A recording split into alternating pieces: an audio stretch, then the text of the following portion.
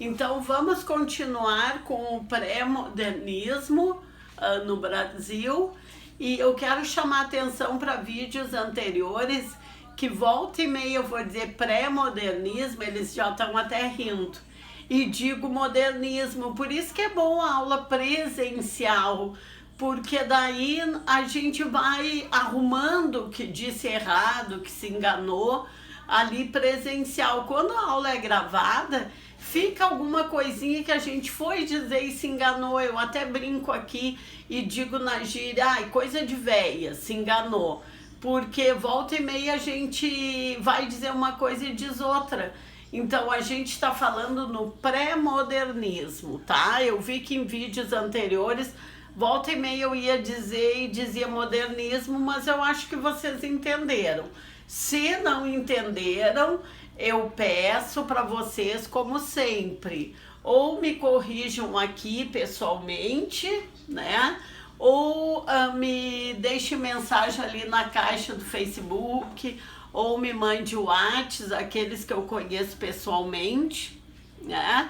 E aqueles que eu não conheço pessoalmente, que são inscritos, mas a gente não sabe exatamente de onde são, se bem que o nosso grupo ainda é pequenininho, eu sempre chamo o grupo de estudos, né? Então me deixem ali na caixa de mensagens, tá? Ok? Me dá vontade de rir, porque começam a rir aqui, porque eu tô gravando, mas vamos seguir. A gente tá vendo o contexto histórico do pré-modernismo. Em relação ao contexto literário, eu já falei, já enfatizei para vocês bastante nos vídeos anteriores do contexto literário. Já falei dos autores, né? Do Lima Barreto, do Euclides da Cunha, do Graça Aranha, do Monteiro Lobato, do Augusto dos Anjos, do nosso aqui do Rio Grande do Sul, Simões Lopes Neto, né, que começou o regionalismo lá no período pré-modernista. A gente não pode falar de escola, né, pré-modernista, porque o pré-modernismo não foi uma escola, foi um movimento. E vamos ver em relação ao contexto histórico, a gente também já tinha falado alguma coisa, né? O que podem falar, o que vocês estão rindo? Querem falar? Lembrei da faculdade. Ah, tá, lembrou da faculdade, tá. E faculdade presencial era bem melhor, né?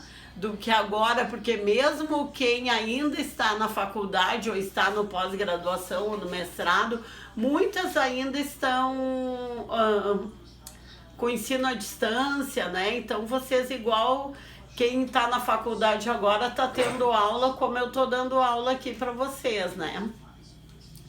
Então, gente, em relação ao contexto histórico, nós já falamos que o pré-modernismo, ele começou nos primeiros anos da República, né? Os primeiros anos da República, ali de 1889 a 1894, foram governos militares. E depois de 1894 a 1930, foram governos civis. Os governos militares, a gente vê nos livros de história e nos livros de literatura também, porque a literatura e a história andam juntas, né? Que foi chamado governo de espada, né? Porque era um governo militar. E os governos civis foram chamados, alguns deles, de a República ou o governo do café com leite. E por que isso? Porque as oligarquias rurais, elas ditavam muito as regras daqueles governos civis. Dos militares também, né? Não vamos dizer que não. Mas dos governos civis, essas oligarquias ditaram as regras mais assim, predominantemente, mais ostensivamente. Então, por que a gente chama de café com leite? Porque eram os plantadores de café de São Paulo, né?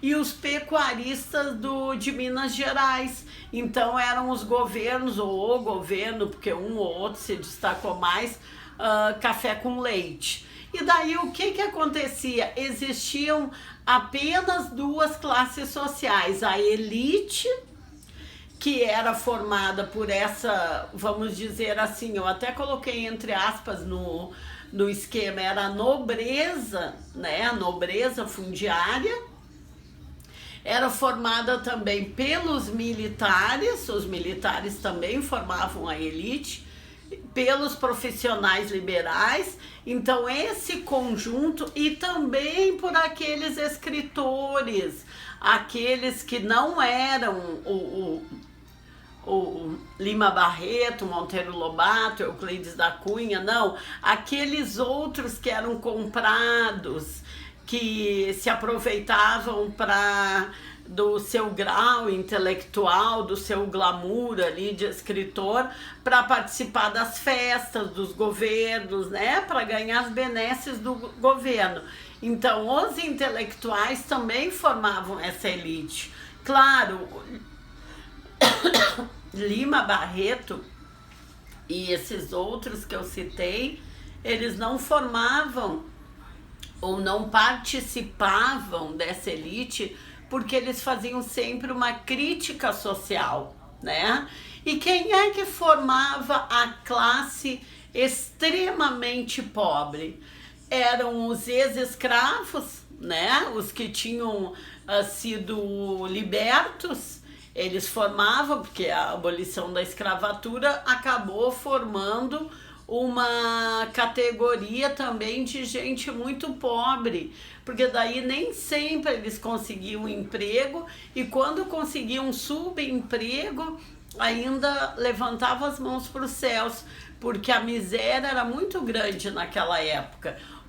Então a classe pobre era formada por esses escravos libertos, pelos imigrantes que também passaram muito trabalho aqui no Brasil no início das imigrações pós-guerra, e também, além desses que formavam a classe pobre, a própria população, né? Porque a maioria da população, como é até hoje no Brasil, a maioria da população é pobre, né? Então tinha duas classes muito distintas, que hoje parece que não continua existindo os ricos, continua existindo os pobres, mas não é uma coisa tão repartida entre duas classes como era até então. Esse era o contexto histórico. Eu fiz um esqueminha aqui para vocês do que eu falei hoje. Hoje o nosso vídeo vai ser bem pequeno, é só para complementar o que a gente viu nas aulas anteriores. Então, o pré-modernismo no Brasil aconteceu nos primeiros anos da República, de 1889 até 1930. Aqui eu botei, desculpe, 1889. 1889. Os primeiros anos foi o governo militar, o governo de espada, conforme eu já falei. Depois, de 1894 a 1930, foram as oligarquias rurais. Então foi a República do Café com Leite, que eram os cafeicultores de São Paulo e os pecuaristas de Minas Gerais. Por isso a República do Café com Leite, e antes, quando era governo militar, a República de Espada, né? Alguns livros de literatura vocês vão encontrar República de Espada ou República da Espada, mas importante é vocês fazerem essa, para não esquecer lá na hora do Enem, lá na hora do vestibular, pensem em militares, pensem em espada, né? Tanto faz se vai vir República de Espada ou da Espada. E os civis pensem em café com leite, lembrem café São Paulo e leite os pecuaristas de Minas Gerais. Se fosse aqui no sul, ia ser República do Facão. República do Facão. República da Faca na Bota, né? Seria do Rio Grande do Sul. Então, a elite, que era a sociedade cor-de-rosa, né, que os pré-modernistas comprados falavam, era formada, como eu acabei de dizer para vocês, da nobreza fundiária, né? Essa nobreza fundiária, quem eram? As oligarquias, né, rurais, seja plantadores, seja pecuaristas, a burguesia industrial, que eu esqueci agora, eu acho que quando eu estava falando para vocês eu não cheguei a falar na burguesia industrial, mas também porque é a época que a indústria teve um boom, como se diz, e os donos da indústria, ou os grandes nomes da indústria também formavam essa elite, os profissionais liberais e os militares. E aqui a gente também pode colocar nesses profissionais liberais também os intelectuais na época, que escreviam, os formadores de opinião, né, que escreviam nos jornais, nas revistas, né, nos periódicos, que daí tinham advogados, tinham os médicos que escreviam e os próprios escritores também. Aquela turminha vendia